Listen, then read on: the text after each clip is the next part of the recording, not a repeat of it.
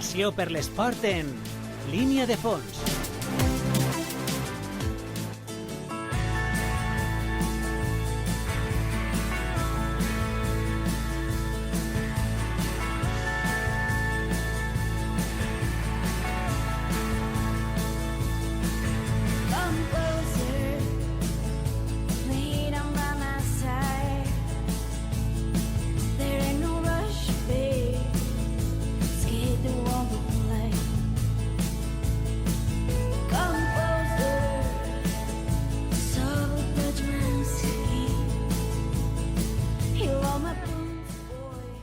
No tots els dies tenim l'oportunitat d'estar amb un inventor d'un joc, el Callball, una modalitat esportiva d'equip que conjuga l'essència de l'esport amb uns paràmetres i valors educatius.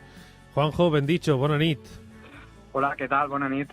Professor valencià d'Educació Física, amb experiència ampla en l'ensenyament de l'activitat física i de l'esport en diferents nivells educatius, premiat, reconegut entre d'altres amb un premi del Ministeri d'Educació, amb un Premi Nacional d'Innovació Educativa, premiat per la Fundació Trinidad Alfonso amb el primer premi Emprèn l'Esport de 2017, autor del llibre El Callball, un deporte integrador e igualitario. I ara vaig passar l'altre dia per París-València, concretament, per aquesta llibreria, vaig veure en la seva façana una segona obra de Juanjo Bendicho, també sobre el Callball. En aquest cas em fa l'efecte que és un nou pas, no? en la consistència del Callball a nivell tècnic, a nivell bibliogràfic, però bé, millor que ens ho expliques tu. Què ens aporta este nou llibre, Juanjo? Bé, com tu dius, és un passet més dins de lo que és la bibliografia i els referents bibliogràfics del nostre esport. La primera obra és una obra molt, molt completa, on expliquem quins són els elements, característiques i les particularitats del nostre esport, la vessant tècnica, la tàctica, el vocabulari específic, el reglament. I parlàvem també dels aspectes didàctics de l'ensenyament del Callball, però es tractaven d'una manera bastant escueta. El llibre actual, el que pretén és complementar aquesta primera obra de fa 10 anys, desenvolupant el que són les progressions didàctiques bàsiques per a que qualsevol professor, tècnic, professional de l'activitat física i l'esport el pugui ficar en marxa amb el seu grup, amb el seu equip o amb els seus alumnes. És a dir, desenvolupa sobretot la vessant didàctica i metodològica i d'una manera molt, molt descriptiva per a que siga molt, molt útil per a qualsevol persona que el llisca. I per a diferents edats, no? Perdó? I per a diferents edats. Sí, anem a veure. El que nosaltres proposem són 2 progressions didàctiques bàsiques i una està més adreçada per a lo que seria l'alumnat que cursa educació primària, fins als 12 anys, i una altra més adreçada a alumnat més major, basada en el domini dels aspectes tàctics i dels principis generals dels esports col·lectius. És a dir, se donen diferents idees i diferents línies per a que cada professional dins del grup de xiquets, xiquetes, adolescents que tinga pugui adaptar-ho a les seues característiques, no? Juanjo, quina és la gènesi del Callball? Bé, el Callball és un esport d'equip que el que intenta, com tu comentaves, era d'alguna manera engranar, encaixar tots aquests elements que a l'esport li donen les seues característiques pròpies i que li donen aquest atractiu que té, però que ho fera el que és l'aspecte lúdic, la reglamentació, la competició, l'enfrontament motriu, però que ho fera des d'uns paràmetres més educatius, perquè els esports d'equips tradicionals tenien, des del meu punt de vista, una sèrie de mancances que feien que no compliren les expectatives que jo tenia com a docent de que el propi esport siga una ferramenta educativa i formativa per a tots. Com va néixer la idea, exactament? pues naix de la pròpia pràctica, naix en la pròpia pràctica diària. Jo me n'adono que quan treballo els esports col·lectius tradicionals, futbol, bàsquet, etc., es produïen unes situacions determinades que des del punt de vista educatiu per a mi no eren massa alentadores, no? No sé, pues el tema de la discriminació de les xiques, el tema de que aquelles persones menys dotades o de menys competència motriu no entraven en joc, el tema de que qualsevol persona que tinguera una mínima diversitat li costara integrar-se en la pràctica, pues una sèrie de coses a les quals jo crec que n'hi havia que donar resposta i el Colbol pues, el que intenta és això, donar una alternativa que responga a aquestes situacions.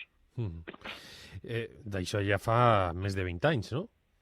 97, en l'any 97 comencé jo en el Colbol i fins així. I el nom d'on ve exactament? Bé, el nom el que fa és definir l'habilitat bàsica del joc, que és se juga colpejant la pilota amb la part superior del cos, amb la qual colp al valor, és a dir, el que fa un poc és descriure quin és l'element tècnic fonamental del joc. Sí. I exactament en quin moment et ve la inspiració? On estaves per a trobar la paraula exacta? On estaves? Per curiositat? Del nom? Sí.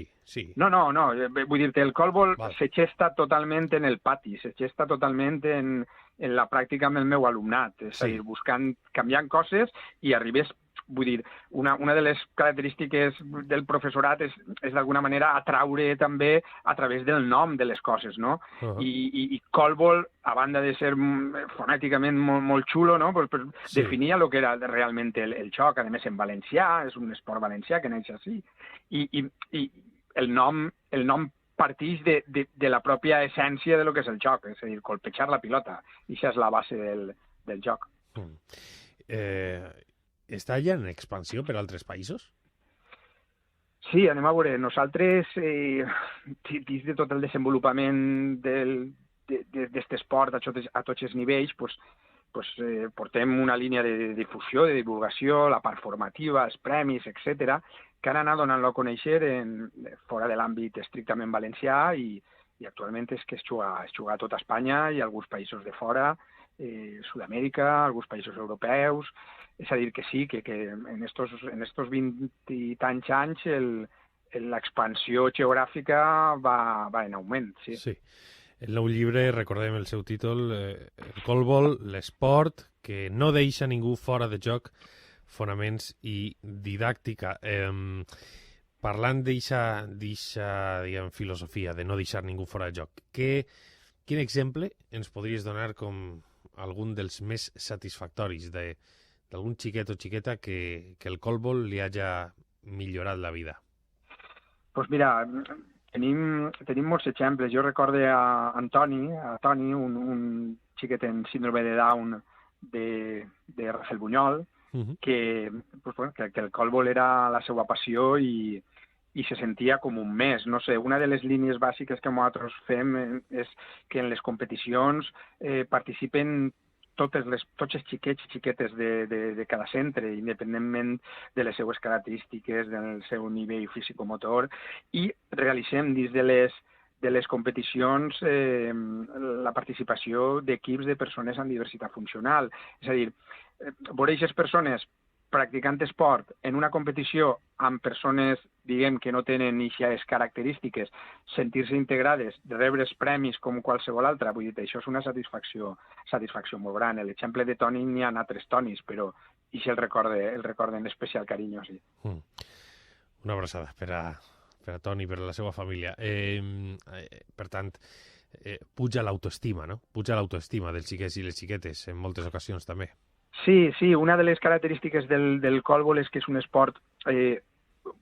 buscàvem que fos un esport molt senzill, que no tinguera excessives complexitats tècniques ni reglamentàries per a que qualsevol persona, independentment del seu origen, edat o condició, poguera acostar-se d'ell, participar i pràcticament disfrutar des del primer dia. L'habilitat del colpeig no és una habilitat excessivament complexa, el xoc és el primer toc, amb el qual és molt igualitari, totes les persones tenen la possibilitat de practicar, de participar, d'integrar-se, i anem a veure, d'alguna manera l'eix de que tots se senten partíceps, això ja incrementa l'autoestima, és a dir, te sents important en l'equip perquè la teua tasca, la teua participació és important per a l'equip. Ningú pot triomfar ells soles, perquè al ser un xoc al primer toc és totalment cooperatiu, amb la qual cosa, diguem, aquell més hàbil o aquella més hàbil o més competent,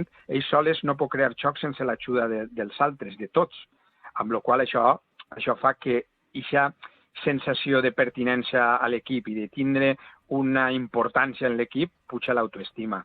I després el que te dia, l'habilitat no és excessivament complexa, amb la qual colpegen el valor amb èxit en nombroses ocasions. Això ho sabem vehicular, ho sabem reforçar, doncs incrementa aquesta autoconcepte i aquesta sensació de que el xiquet o la xiqueta és hàbil, és competent, i això li puja l'autoestima i ens permet que li puguem oferir ensenyaments o aprenentatges més complexos que ja ell els afrontarà des d'una confiança en si mateix més elevada, no? És Juanjo Bendicho, el creador del Colbol, més de 20 anys de tradició al nostre territori i en expansió arreu del món. És un autèntic goig. Tornarem a parlar altra nit per aprofundir. Gràcies, Juanjo. Bona nit i l'enhorabona per la segona part del llibre. Moltes gràcies. La nit és nostra, així, en línia de fons. Tornem després del butlletí amb la tertúlia.